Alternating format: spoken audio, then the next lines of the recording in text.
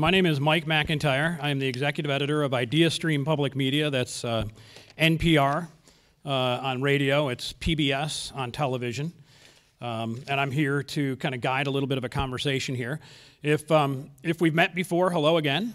And if we've never met, you've maybe heard me on the radio but not seen me, it's okay. I thought I'd be taller too, so don't worry about it. Let me ask, are there students in the house? Can we hear from you? Like, can we get like a little whoop, a little holler, a little something? And let's hear for them. How about the students today? You guys are great. We're just going to have a couple of little conversations with some panels of folks that have really been involved in the school district, including some students in just a bit. But we're going to start by having some members of the administration and the teachers union join us. And I'd like to start with Eric Gordon, the Chief Executive Officer of Cleveland Metropolitan School District. Let's hear it for Eric. Also joining us is Ann Bingham. She's the board chair of the Cleveland Metropolitan School District. Ann, come on up. Roseanne Canfora is going to be joining us as well. She's with communications with the school district. Ajayi Monell is going to join us as well, principal of William Rainey Harper School. And finally, Sherry Abrensky, the Cleveland Teachers Union president, is going to join us. Now, on my program, we usually have 2 or 3 guests in an hour. Here we have 5 guests, and we're going to have just about 20 minutes. So my admonition to you all is I'd love to have your thoughts and your comments, but I'd also love it if you didn't go on for 10 minutes apiece. So a quick answer, and we'll get to it. And I've got a pretty basic and easy question, I think, for each of us to get us started off. And that is, we just saw a pretty impressive video film that showed what's happened in that time during the pandemic and since that. And I'd like to get your thoughts on the takeaways that each of you have from your very different perspectives, from the perspective of a board president, from the perspective of a teacher, from the perspective of other people, the people in the communications. I want to start with you, Eric Gordon. You were talking about the fear that we might lose the positive things that came. And I think a lot of people don't ever talk about positive things that come from tragedy, and the pandemic was tragic. Where does your fear stand in terms of losing the things that we gained, and how do you make it so that that fear can go away and we'll be able to retain those good things? Yeah, it's a 2-part answer, and I'll be really brief, but at a state and national level, I'm really concerned that we're going back to the way things were. In Cleveland, I'm super excited by the way that our students and our educators and our community have embraced what is possible. And you saw toward the end of it just example after example of people doing amazing things in our classrooms and in our school community. So I think we are charting a course that others are unwilling to take. Interesting. Well, let me ask you, Ann, and it's just an open-ended question. You've seen the video and the great work that was done. I'm sure you connected with a lot of it. What is your takeaway? What really struck you the most in watching that? Well, the first thing was how much of that I'd already forgotten. Like, we had to move. We would tackle, there would be something that would come up, we would tackle it quickly. Something else would come up, we'd tackle it quickly. I don't think we spent a lot of time gnashing our teeth about what we had done. We just had to move on to the next thing and put the other things behind us. So that's one of my first takeaways and what we've learned. What kind of things did you forget that you were reminded of on the video? I'd sort of forgotten about the food, that how much food we had to provide for people, that we ran buses and picked kids up and took them to schools so that they could get meals. I remembered we did some of that. I didn't remember all of that. I'd forgotten about what it was like to come back to school in hybrid, with people wearing masks, some not wearing masks, and having to worry at the board, were we going to have enough hand sanitizer? Did we have enough masks? I'd forgotten all of that already. So we've moved past it. We'll ask more about this in the next panel, which is going to include some students as well, but that's what struck me from watching it as an outsider, was that students who did return to the hybrid still acted as if they were at home on a computer. That, you would think, okay, well, they're the ones that are back in school, but it was a completely different paradigm. Next on our panel is that Roseanne. Hello, Roseanne. Tell us what your thoughts were watching that. What really struck you?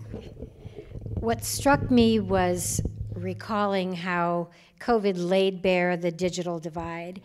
And I couldn't help but remember when I first came back to CMSD between 1977 and I came back to join the administrative team in 2009.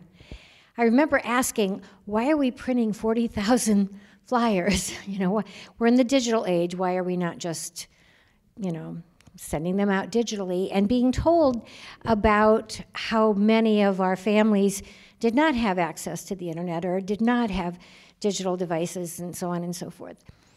You know, so how over the years we always did both. You know, principals would send things out digitally and they would pass things out too. And it just made me feel for a moment like, why was that so acceptable to me or anyone in the digital age, and why did it take a pandemic to force us to make sure that something that essential was in every household of the families and children we serve in public education? Your business is communications. Tell me about the pandemic and the role of communications.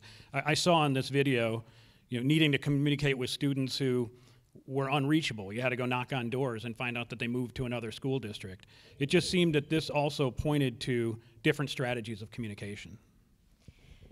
Well, the other thing that, I mean, I can't tell you how many times I came to tears when watching this, because I recalled how many times we all came to tears when we went through this very sobering experience together. And starting with the moment that Eric called just a few of us into his office and basically said on a Thursday, we're going home. We all have to go home. Our staff, our students all have to go home. And our first thoughts were, what about those families that rely on us for breakfast and lunch for their children every day? And how are we going to reach everyone that needs to be reached? How are we going to deliver the services that we give that kids don't have anywhere else? And what about our families? So many of them who are going to be working on those front lines, and what about their child care? And that was the greatest communication challenge. I knew that our operations team, our academic team, you know, because I could see in their eyes their determination to put all those supports in place and do it quickly and have those meal sites ready and get that transportation together. And our challenge was, how do we let people know about it? And a very surprising thing happened. I battle with media all the time to cover the real stories, but the media that I used to battle with for a decade stepped up to the plate, and they recognized the challenge we had, and they covered us, and they made sure our families saw on TV and radio what we were doing and how to get there. And so while we were printing a lot of stuff, we were still sending things out digitally, but we used every avenue of communication we had, and we had lots of support in Cleveland. And I really think the city as a whole rose to that occasion. Very good. I think battle is overstating it. I mean, maybe some skirmishes over the years. That's what it looked like from your end. Ajayi Monel, I'm really excited to talk to you because you were there. You were not in just the room where it happened, in the building where it happened. What is your thought, having seen this video, these students, that story? Thank you for the opportunity to be here. Good evening, everyone. My name is Ajayi. It's a very interesting pronunciation. My bad, sorry. No worries. Watching that video took me back to that March where I remember hearing rumors of something happening and schools possibly closing. So I called my team in, I had a staff meeting. I was like, okay, we want to make sure we're prepared for next week. Our kids are coming, we're not closing schools. Like, I want to make sure we're prepared. So we are talking about planning for the next week, and it was the funniest thing. It's slightly embarrassing. My staff, they still tease me about it today. As soon as I walk out and I leave the staff meeting, the announcement was made that schools were closed. So they all looked at me and they were like, Dr. Monell, did you hear the announcement? I was like, what are you talking about? I just told you we're coming to school next week. So it made me think of that. And then being in the room, as you said, it reminded me of how hard the educators in Cleveland worked during a very scary, difficult, new, and challenging time. Just thinking about how we had so many families that did not have access to devices, didn't have access to food, didn't have access to anything that you would think are just normal day-to-day things that you don't pay attention to. And how, just speaking from the perspective of my school, I'm the proud principal of William Rainey Harper School, and my team, even while we were figuring things out, and the district was trying to make sure they were doing everything safe, we were also planning, what can we do for our Harper families? We were thinking about the families that were not gonna have food. So we actually had a partnership with Panera Bread, and we still provided meals for our families. We actually had a partnership with local grocery stores, and we were able to provide meals. We did the printing of the packets. So it took me back to that space and just reminded me of how hard we really worked. And sometimes in getting over that initial hump, we forget what it all took to get where we are now. And I think we really need to just take a moment and just breathe in the success that we're seeing now because of the hard work these educators in CMSD, the administration, the teachers union, they all put in to bring us to where we are today. I want to apologize for mispronouncing your name, and I want to say that Philip Morris gave me the correct pronunciation when I asked for it just before this, and it immediately went right out the other ear. So I apologize for that. You mentioned the hard work that the teachers and that the administrators and others did, but can you put a little perspective on the hard work that students had to do? That is a great question, a great point. I cannot comprehend what it is to be 5 or 8 or 10 or 12, 16, and you're at home. And you're having to learn from your kitchen, from your bedroom, from your basement, your sister or sibling, they're next to you, or you're in separate rooms, and still having to master standards and create projects and present online. I am an in-person learner. Like, I need paper, pencil. I know you want us to go digital. I need paper, pencil. I like to highlight my words. So just thinking of going from that to where kids really did not have a choice, but they showed up. And sometimes they showed up sleepy, but they showed up. They showed up in their pajamas, but they showed up. They showed up eating cereal, but they showed up. And I think we need to give our scholars and our families credit for that, because it was a difficult time of wondering, how am I gonna pay my rent, but I also need to make sure my child goes to school? How am I gonna get food for my family, but they have to complete this project to present online? And I think sometimes we forget that at 5, that trauma is still there. At 10, that trauma is still there. I am an adult, and that trauma is still here, dealing with that pandemic, wondering, am I going to wake up tomorrow? Is someone in my family gonna contract this virus, and are they gonna live through this? We have family members, we have scholars who lost family members during the pandemic. I don't know what that feels like to be 5 or 10 or 15 dealing with that. So I think we do need to give our scholars a huge round of applause every time we see them, because they fought each and every day to survive. And not only did they survive, they thrived. So that is a great question and something that we need to remember when we look at our young scholars as they come into our schools every day.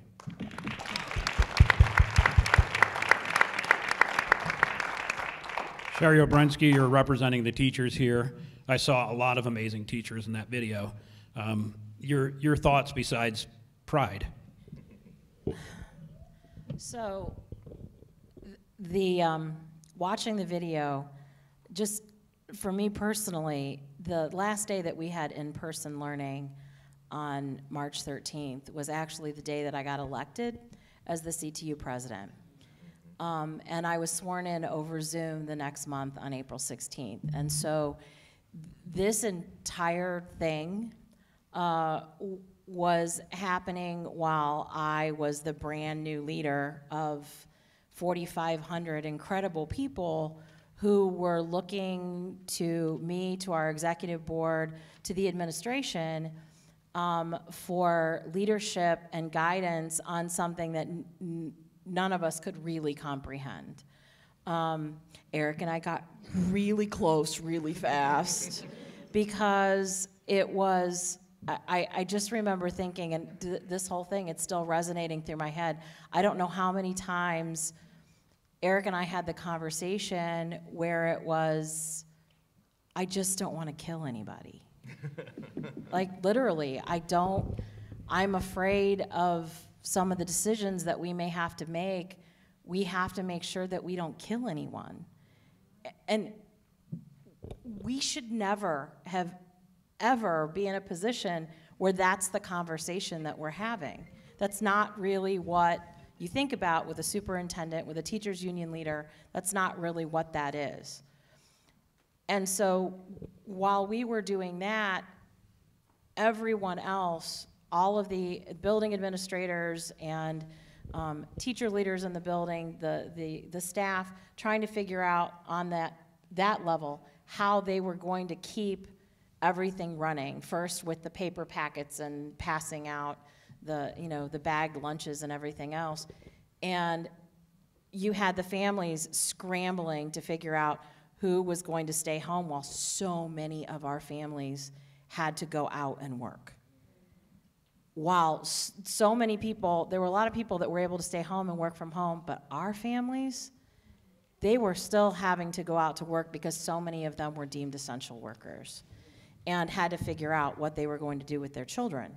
I mean, it was just an impossible situation, and yet so many people stepped up to the plate in an incredible way under impossible circumstances, and even though it wasn't perfect, they made things happen, they helped kids learn, they helped keep families fed, and we somehow managed to make our way through this horrible, impossible situation by working together, and that's really what it was. So many people working together on so many levels, doing incredible, impossible work. I wanted to ask, go ahead. I wanted to ask about that notion of working together, because often when you're representing a union, a labor union, and you're talking to management, the ones that are trying to they're running the business, you're trying to get the best contract, that's contract time. But how about the communication that you all had and the togetherness with administration? It wasn't union against. No, it really wasn't. We moved to a level of collaboration. I mean, we had been working hard over a number of years to get to a place where we were, where we had positive labor management relationships and we were working collaboratively together. But this was a whole new animal. We were talking to each other, not like a weekly meeting or a monthly meeting or a quarterly meeting. This was daily, hourly, every 5 minutes, depending on what it was. To Eric's credit, his team's credit, in a lot of places, administration just decided that they knew what was best and plowed ahead and didn't sit down and talk through and negotiate and work through challenges. Eric made the conscious choice from the very beginning that we were all going to work through this together, and that when it came to, for example, moving to remote learning, we got teams together, an administrative team and a CTU team, and we negotiated what that was going to look like, what the structure of the day was. I mean, it was kind of like creating a whole new mini contract when we weren't in negotiations. And oh, by the way, in the middle of a pandemic, we negotiated a contract over Zoom. We did. With the last week of our negotiations spending approximately 18 to 20 hours a day on Zoom for several days. Eric Gordon, it seems like what I'm hearing here is that the pandemic helped you go fast. That in the past, it seems like an organization as big as the Cleveland Metropolitan School District is, in order to get things to happen, there be some inertia and some convincing of people. But we're talking about turning into hybrid learning within, or remote learning first, and then hybrid within days. How does that residual stay? The idea that you can put the pedal to the metal a little bit better. You know, I think I love the title momentum, because we had momentum up to the pandemic. We had, after a lot of work over a lot of years, we're getting better and faster at improving. And then the world just stopped, right? I mean, but as you saw in the video, it required innovation. And we were seeing not just teachers and principals, but everybody doing amazing things. And I do want to pause a moment and say we haven't named all the 2,500 non-teaching employees that made the place run, that got buildings ready, that fed us, that drove us, that did all of that. So, I mean, there was not a person in our school community that wasn't all in. And then as we've come out of it, I think we have the evidence of it. You know, the report card, when it came out, I told people before I even saw it, I can tell you what it's going to say. It's going to tell you that literacy rates got hit hard. We know that. You can't learn to read when you can't watch words being formed and you have a mask over your mouth, right? You can't learn to read when you didn't have kindergarten, right? We knew graduation rates were going to take a hit because we had kids who just went to work or stopped out of school or did all these other things. But what I also knew was that the work that our kids and our families and our educators were doing was going to address that. And I said so many times when people would say to me, learning loss, we didn't lose learning. We know how to learn. We lost a lot of time, and we got to make up for that time. So I remember my colleague in another one of our large urbans had showed me this test that we all use called the NWEA scores, and their scores were so much better than ours, and I thought, ugh, this bet of trying to really do more complex work may not pay off. It's like one of the few times I was nervous about it. And then our report card came out, and Cleveland, of the 8 large urbans, had the highest growth gains of any urban in the state and the 12th highest growth gains of any school district in the state. 12th highest. There's 612 districts in the state. We had the largest gap closing scores of any urban in the state. And so, yeah, we knew that the baseline had gotten hurt, but we also demonstrated that this momentum can carry us through. Based on the innovations and the work that our principals, our teachers, and our educators, and our kids and families, because this does not happen if kids and families don't go along and say, yep, we're going to go down this path, I'm going to bring my kid back, I'm going to support my kid. But as Sherry said, from the very beginning, it has been a community response, and that was different than what was happening around the country. And I know, I was on those calls when I wasn't on with Sherry. But it's just, it is to your top question, it is the choice that we made that we can have done all of this just to get back to where we were, or we could go through all of this. And I remember Sherry and I having a conversation when we offered something called an accelerator grant, and the conversation was, we know people have done amazing things, and we don't know what they are. So we're going to ask them, and we're going to incentivize them to tell us. And so I think you're seeing the lived momentum coming out of it. We've got 2 minutes, and I have 2 quick questions left. Dr. Monell, what kind of hope do you have that this kind of momentum that Eric Gordon is talking about is going to take hold, and that in 3 years we're going to see that momentum continuing to pay off, and in 4 years and 5 years? For me, I think the hope is what we see each and every day. We see our scholars using technology more. Our staff members are more comfortable with technology. So as Dr. Kempfora had mentioned, you would think we would have gotten there sooner, and it wouldn't have taken a pandemic to get us there, but we're here. I have so many staff members in my building who, when they started, would contact me privately and be like, I cannot use a computer. I don't know what to do. Like, how am I going to teach my kids? And now, they're reminding me that if they find the right online school, they might leave. Like, they love online learning, so we're seeing that transition into the classroom. And I think it shouldn't have taken this for us as the adults to really get down to the level of what our kids need. But sometimes through challenges and through hard times, you learn and you grow, and that's what we've done. So my hope is that we continue. I don't want to see us going back to pre-pandemic.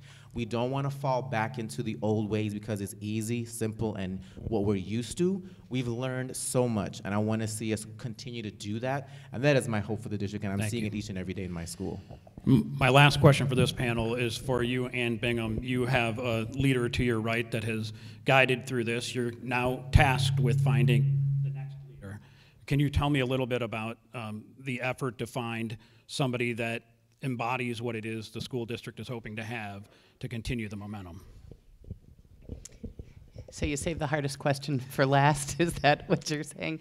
I mean, Sorry. I actually think, if I can say, I think this movie is in large measure a tribute to Eric and Sherry and your teams.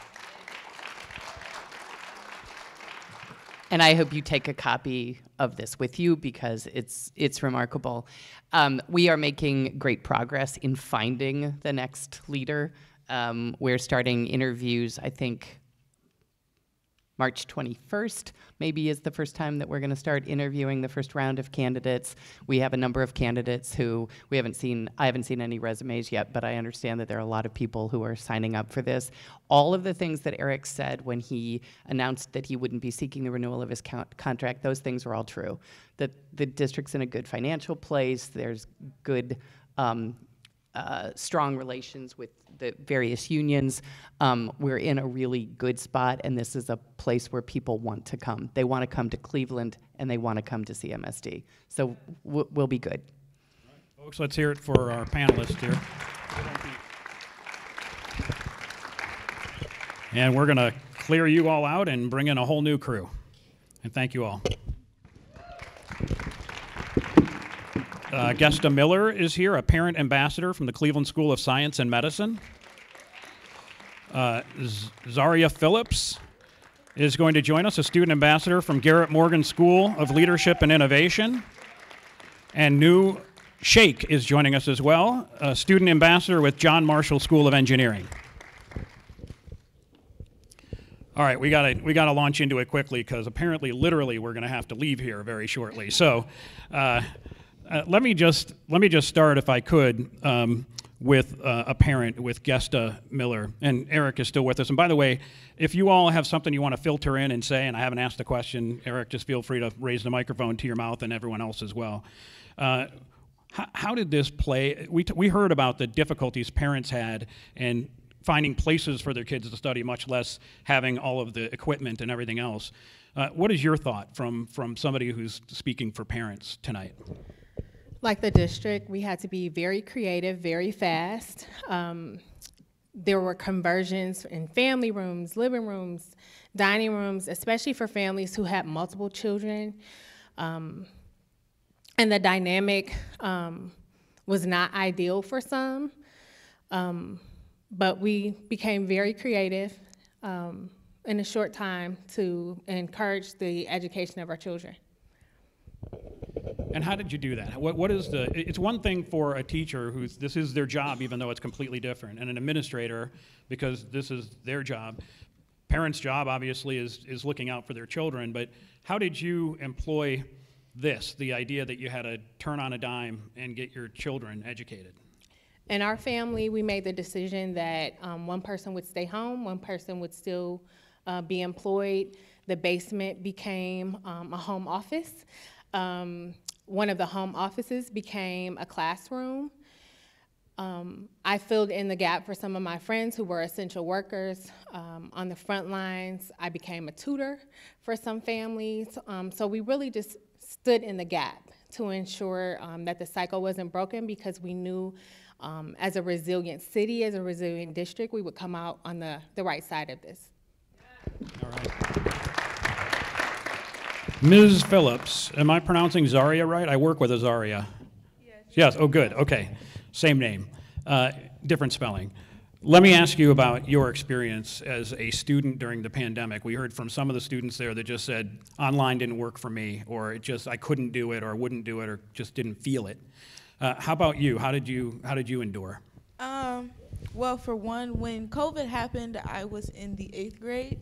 So once we really started the school year online, that was my freshman year in high school. A lot of people had difficult experiences with it, with getting into it. But this may sound weird, but COVID was really good for me. Spending all of that time by myself, I was able to figure out who I was and see more of what I like, what it is that I can handle. Like my grandmother would say, I thrived through COVID. I really did. I struggled a lot when I was in middle school with grades and concentration, and then COVID happened, I met a new team, a new family for my school, and that was just the best thing for me. They helped me get through school, and it really motivated me to want to do more. I feel like I participate more in CMSD and the events that we hold, and especially at my school. Every basketball game, every volleyball game, I'm the loudest one in the stands if I'm not the one on the court. If I'm not the one on the court, I'm the loudest in the stands. I can see the change in me from pre-COVID and post-COVID. I can see the difference. And talk about the things you forget. Zaria's school, their ribbon cutting was opened with a drone on live stream and sat empty for a year after it was constructed because we couldn't go to school. It was really a thing. All of it, I feel like my whole high school experience is really just a leap of faith, because when I was choosing my school wasn't even a building yet. It was dust. It was dust. My school didn't even have a name yet. It was called the West Side High School. I didn't know what to expect. I knew none of my friends from middle school were going to be there. It was really a fresh start for me. It was really just a huge leap of faith. Let me ask you, does it still have that new school smell? Yes, it does. I love it with all my heart. When it's cold outside, it's warm inside. When it's hot outside, it's cold inside. I love our gym. I love our gym with all my heart. I love it. New Shake, let's ask a little bit about you. One of the things Zaria talked about is how she was able to grow during the pandemic, and it was actually good for her. But we heard about so many students that still haven't come back, or at least hadn't in that interim period. So clearly there's a different way that people react to this. How did it affect you? So my story is very, it started off with how she said it was fun. Like, okay, we got the announcement of, oh, wow, schools are closing, I was really excited. Like snow day. Right? Exactly. So, better actually. So I'm like, yo, spring break, you know what? 3 weeks of spring break, that was so good, okay? So it started off very well, everybody was happy. Oh, we're gonna get a, long break and all that. We were having fun, playing with friends, whatever. But as time went on, my family got sick, and education for me online, personally, it was just really hard. I couldn't, it was. Learning is something you learn in front of you. I'm a visual learner. I'm very much of something. If it's in front of me, I'll learn. That type of person. What should I say? So the first semester was my parents got sick. I had to take care of them. I got very. Are they okay? Yeah, they're okay. Yeah. Okay. So it was just that I was too busy, helping them and stuff, and then I really couldn't focus on school. Then honestly, I'll say this: my sister, my mom, and dad, they all got sick at the same time, and I was like, you know what? Yo, what if I'm immune to this? And I was like, wow, okay. I was actually celebrating. I shouldn't say that, but I was happy that maybe I might be immune, whatever. And after they got well, I got sick, and everything just went downhill. The whole grades and everything, I remember Mr. Gordon brought up this about the valedictorian thing. It's actually my dream to be a valedictorian, and since 9th grade, I was actually number 1 in my class, and thanks to COVID, I'm kind of not anymore. You can get there. Yeah. Sorry. So. That's pretty much that with COVID. It's just that, many people, I feel like, like you said, right, people are not coming back. I feel like some people are used to staying home and they're kind of giving up on education. It's probably not the best thing for them, but, yeah. How do you deal with that, Eric? The intransigent, the ones that just have given up, as he's just explained. You can't give up on them. So what's the answer?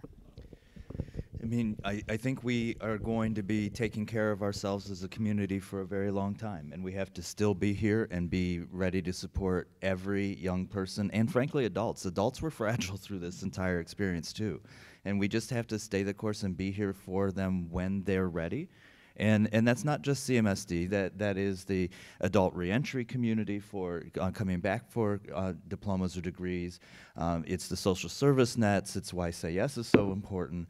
We have to play the long game. And the good news is I think this is a city that's playing the long game.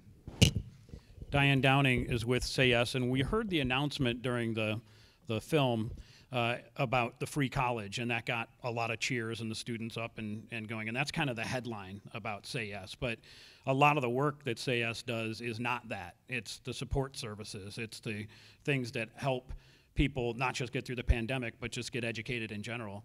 Let me ask you just a little bit about that, about the importance of these wraparound services and how important they became during the pandemic. Yeah, well, I'm so glad that two of our very wonderful family support specialists were interviewed for this program. Alexandra Mora, who is at Bureau du Language, and Lakeisha Rogers, who is at Joseph Gallagher. The announcement about the scholarships happened in January of 2019. We hired our first group of family support specialists, and Alexandra and Lakeisha were in that group. They began their work that September. And we were all getting to know each other, and we had embarked on, we were in 16 schools, 10 K-8s, 6 high schools. We were getting to know each other. They were getting to know their principals and the people at the buildings, and especially the students and families. We had started after school programs as part of the wraparound services. And in March, we had to shut it all down. And we had to start meeting virtually. But they, just an incredible group of people, they jumped in. And just as it said in the documentary, they were calling students and families, they were visiting homes, they were delivering food, they were helping with computer connections, making referrals to legal aid when families faced eviction or other legal issues, getting help for mental health services, and working in conjunction with the school staff, you know, whom they had just recently met and gotten to know. So this was just critical. It was a critical part of our work, and we continued to expand during the pandemic. Our ramp up was going to be a 4-year ramp up, and I was determined. We hired 42 family support specialists virtually. All the interviews were done online that second year in 2021, and then we went to 69 total in the next year, and this year we're in all 104 CMSD schools and our partnering charter schools, because Say Yes is a two-sided coin. It is the promise of scholarships post-graduation, but just as importantly, it is support services from the time a child enters school until they graduate, so that we can remove the barriers to learning and our children and their families can thrive. Thank you. I have a friend who's a phys ed teacher at Cleveland schools, and he said that it was a very difficult thing to teach phys ed via Zoom, and had one student who literally took their classes in a closet because they had siblings and didn't want to be sitting around where the siblings are. So you try to do jumping jacks in a closet. It doesn't really work. And it made me think about where you all were when you were getting your education. So I wanted to ask the students and mom, how did it work? What did it look like when you were going to school during the pandemic? Were you in a bedroom? Were you in the living room? I know some were in the basement office. Zaria, why don't you tell us what you think? I was in my bedroom. I sat on my bed, and that's basically where I sat by a window. I remember that. I remember for a fact that I sat next to my window, because I have this thing where I get distracted very easily, so I used to just look out the window. But I'm the only child, so it was no one else in the house. It was very quiet. Everyone knew I was at school, so it was just, all you could hear was cars driving by, birds chirping, whatever they're talking about on the computer. It wasn't much to do, much to look at. So I really just sat there and stared at the computer screen all day, and then went to sleep when it was over. So never actually left your bed is what you're saying? No. Okay. Sometimes I would be, eating something. I remember there was a time I took my computer downstairs and propped it up while I cooked me some breakfast, pancakes, eggs, bacon, Nice. everything.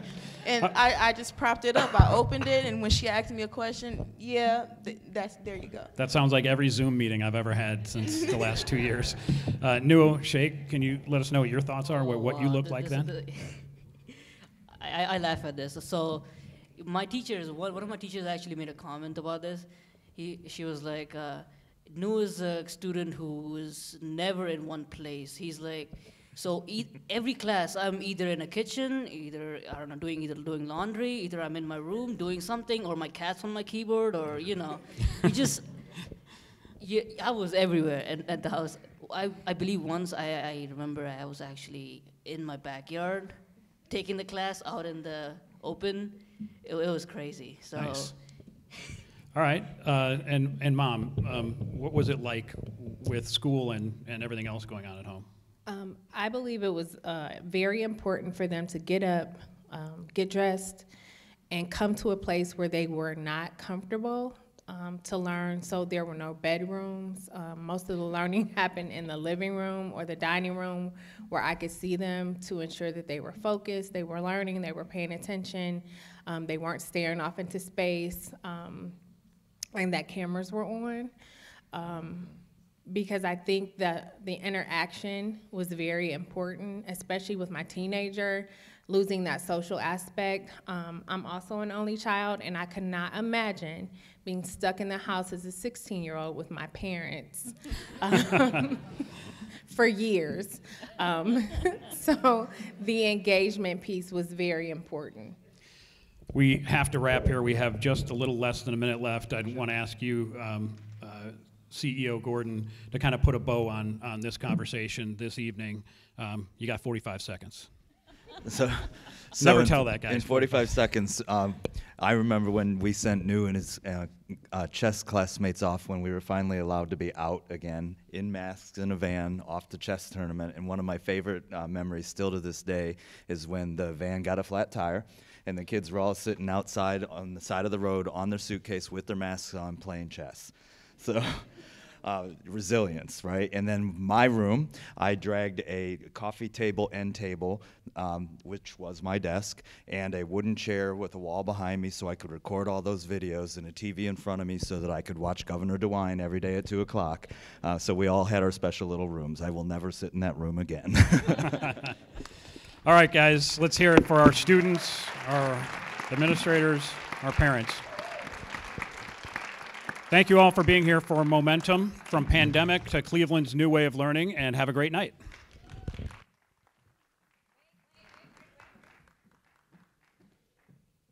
Thank you, Mike. Thank you, Mike, for your insightful conversation. Before we do go, we want to, and Mr. Gordon says his goodbyes, we want to give Mr. Gordon a little surprise. Oh, yes. Oh, yes. So please stand up. So this is your very own framed documentary poster that you can hang in the room that you'll probably never go into again. This is to honor you and everything that you have done for the district during this very, changing times and everything that has happened. So we just wanted to say thank you for all that you've done and your thoughtfulness, your kind words, your words of inspiration, and everything that you helped get us through this time, because it was a very scary time. And I know we do have to go, but I know there were a lot of times we had talked to the CEO, and the one question that I would ask him is, what do you want to say to our families and our staff, to move forward? And he would take us to church. If you guys want to see Mr. Gordon preach, he would preach that last answer on those things. And that, I know that brought me inspiration and helped me move on, and I know it did for many of our students, staff, parents. So thank you, and thanks for all you've done. Thank you.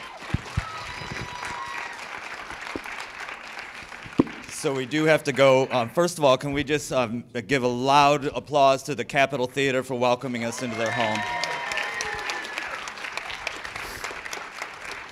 And I will end it in the way I ended so many of those videos and those stories of just how grateful I was every day and still am for our kids, our families, our educators.